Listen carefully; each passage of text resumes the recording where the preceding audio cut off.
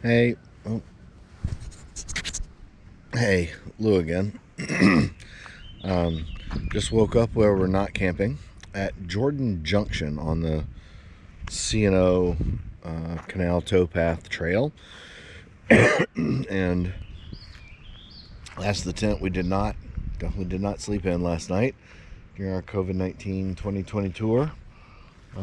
This is the train wreck of things that we're getting set up for breakfast after returning here from not sleeping on the trail.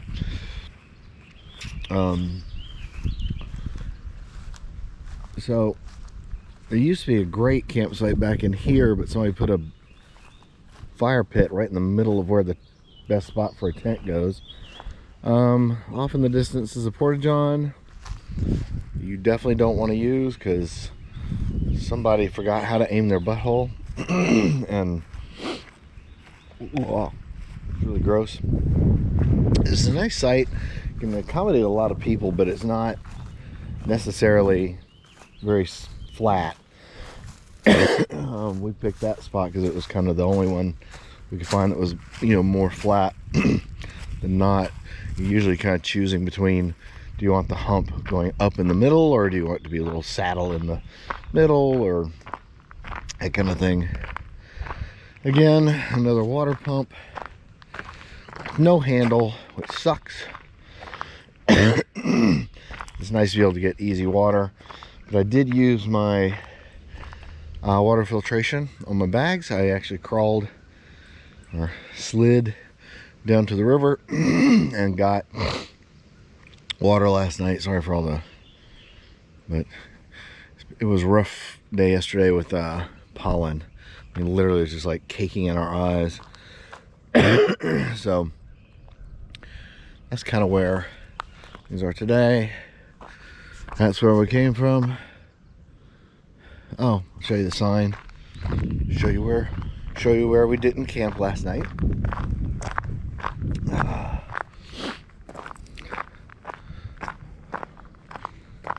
right. Jordan Junction.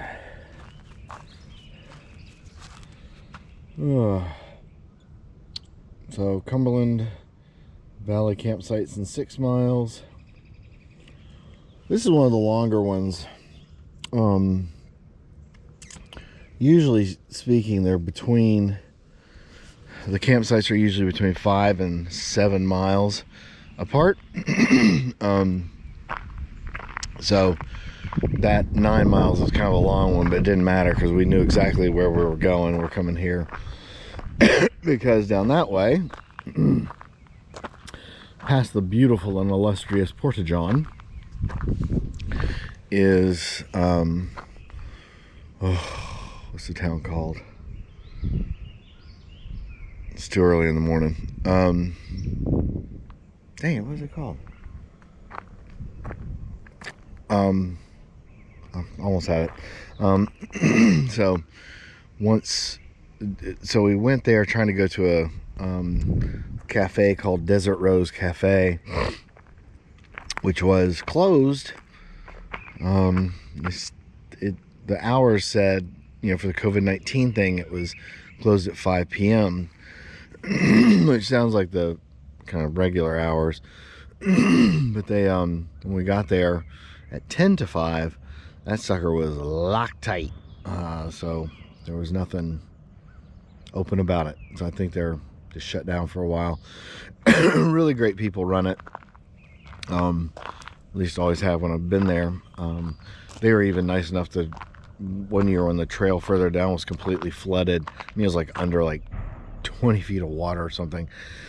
They loaded our bikes up and drove us home for like $100, and it was three of us, my son, me, and this other kid who had decided to ride the trails to DC. And I just paid for all of us, and that's if you knew this area, that would be dirt cheap. Like, that's very, very cheap for them to do for 3 people and 3 bikes and all the gear for 3 people.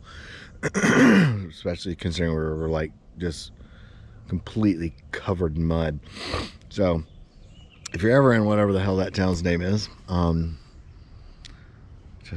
still can't believe I can't think of it. West. Anyways, if I think of it later, I'll add it later.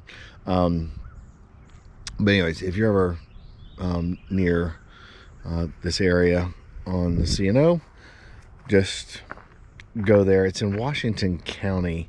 I think it's still Washington County, Maryland. It truly great stuff, truly great food, really nice people. So, and it's a dinky little town. So we're not going to go there this morning to get breakfast because if Desert Rose Cafe isn't open, we don't really care about going into town. So we just got sheets last night.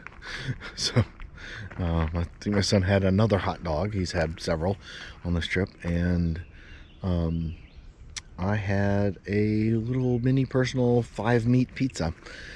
All right, talk to you later. Welcome once again to Cooking with Lou. I wanted to show you, not sure how well this will come out, but as you can see, there's sediment in here. This water is fresh from the river yesterday. So is the other bag as well. Just because it takes a while to get the bags to give you water. I've already pre-filled, and you can see that the filtration worked. Crystal clear water. I have these inline water filters. Again, I learned the hack from the guy that has Berm Creek. Why can I not remember that guy's name? Seth's Bike Hacks. His YouTube channel, I learned it from him. So I figured we'll do a little cooking. And if you've ever made these before, this will be the most boring video you've ever seen in your life. If not, it could probably still be the most boring video you've ever seen in your life. I use this type of camp stove. It's really common. I used to use the big green. Let's see if that's a little better. Sorry, I'm not an ultimate cameraman. You're currently sitting on my bicycle seat. Don't worry, I didn't fart on it this morning. This just kind of spins out. It's very lightweight. Ooh.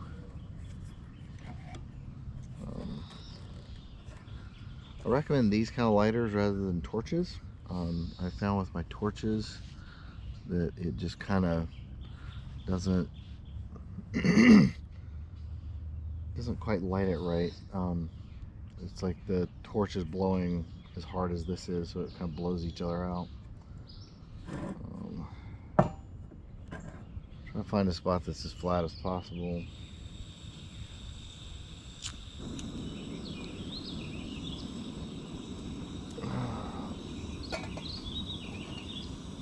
Usually I actually set this on here before I light it. I don't know why I did it different today.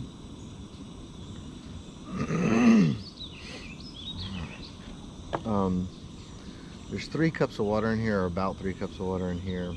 That's because these meals, wherever mine went,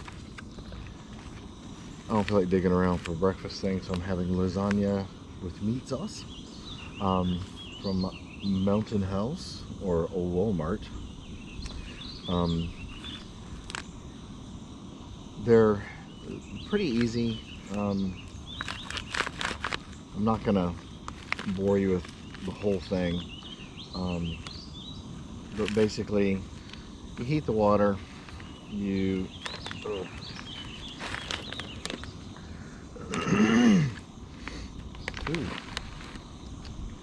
open it up, take this out. This little oxygen absorber, and so I don't know if you can see in there. And these take 1.5 cups usually. Every once in a while you'll get one that takes a little more. But these are generally are 1.5 cups, so I think whatever my son picks once he gets up will be 1.5 cups, and so then I'll have enough.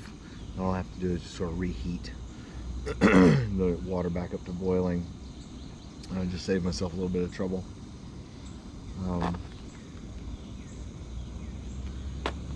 This one sounded really good.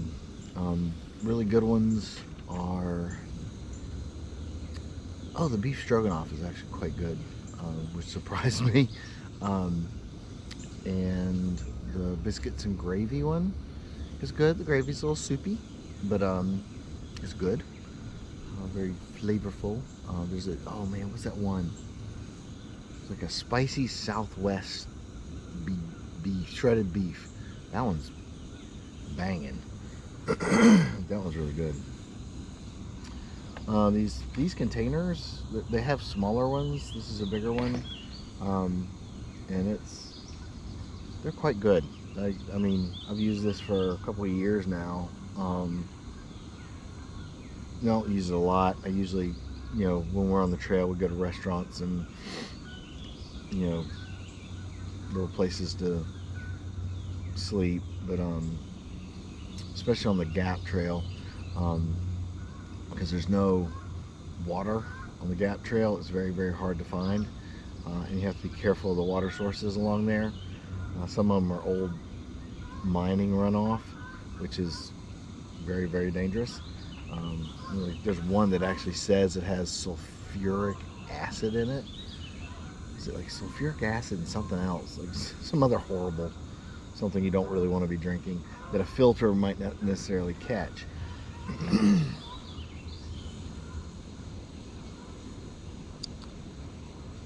Already getting a little baby bubbles. Oh, this particular thing, which is whatever this company is, GSI Outdoors,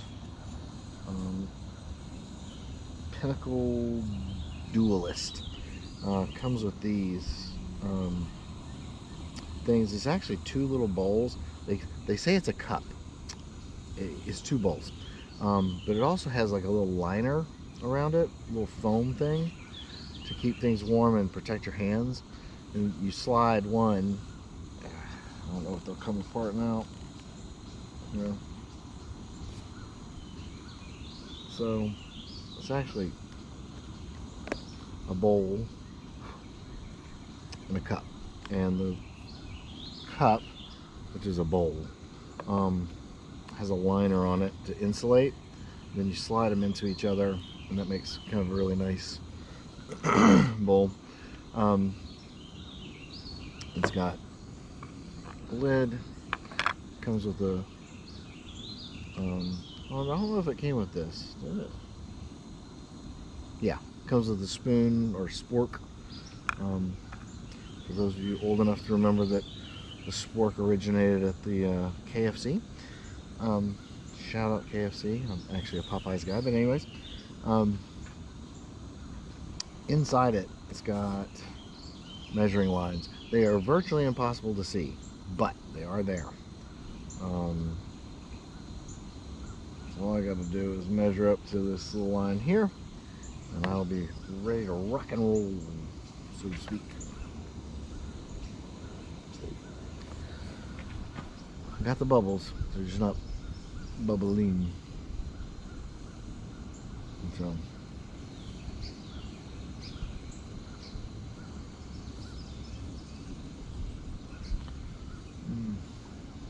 when it's warm out, you can actually see where the fuel level is, or if it's humid, because it'll get lots of condensation right at a line, either above or below that line, depending on the temperature outside.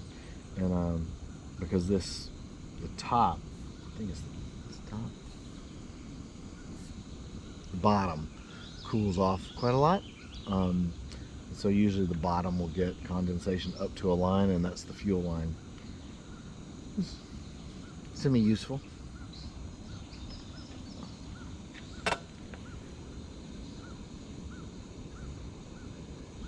All right, now I'm ready. Oops. Now let's see if I can do this without scorching myself.